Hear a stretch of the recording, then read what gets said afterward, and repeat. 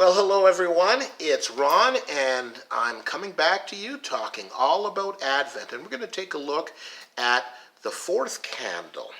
And sometimes the order is a little bit different, and they had the order just a little bit different this time. And for our look, we're going to take a look at the candle of peace.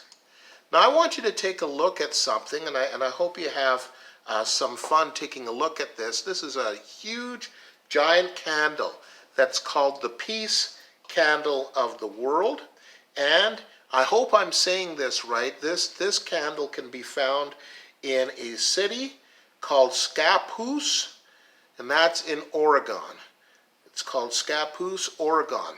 And this candle was originally put up by the manufacturer in a candle factory.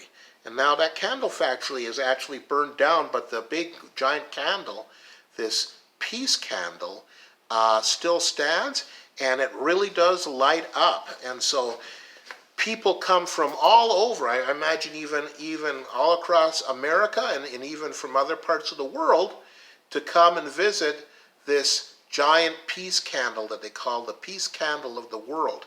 And it was put up to try to inspire people to think about peace and to commit themselves to peace. And so, you know what? It's a wonderful place to visit, and I'm sure people love to get their pictures taken there, especially around the Christmas time.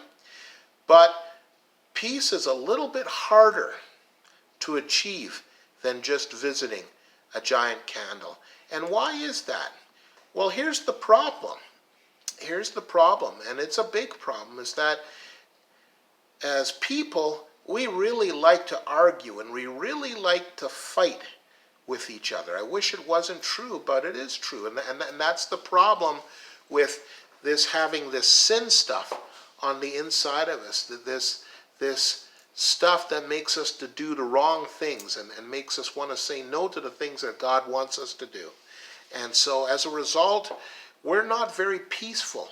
And we like to get into arguments. You think of maybe an argument that you can get in with your brother or sister, or even your mom or your dad, or classmates, or housemates or roommates, and that's the problem, is that we tend to fight with each other. In fact, James, the brother of Jesus, he put it this way: what causes quarrels and what causes fights among you?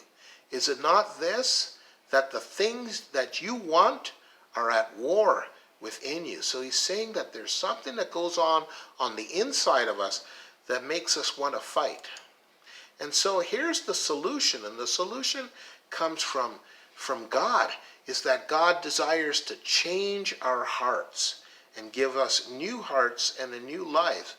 And that comes through Jesus Christ. In fact, you know that one of the words, names to describe Jesus, and this comes from the book in the Bible called Isaiah, is that he's called the Prince of Peace. Isn't that wonderful? And Jesus is the Prince of Peace. And so what Jesus wants to do is he wants to take up rule, and he wants to take up the best position in your heart and change your heart and your mind so that you can have the peace that only he can bring. Because Jesus did something very special. He came so that we could no longer want to fight with God anymore. He says, you know what? Through Jesus we can be forgiven and we can be loved, and that way we don't have that argument going on with each other and with God. In fact, when we begin to follow Jesus, we get to be known as, the more that we follow him and the more that he lives on the inside of us, we get to be known as peacemakers, children, sons and daughters of God. And so that is the solution, is a heart change where God brings peace into our hearts. And so what's next? I'd like you to watch the Bible lesson called Blessed Are the Peacemakers.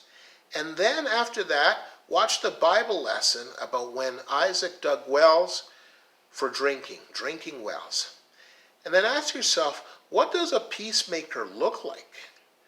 And what did Isaac do to make a peaceful choice?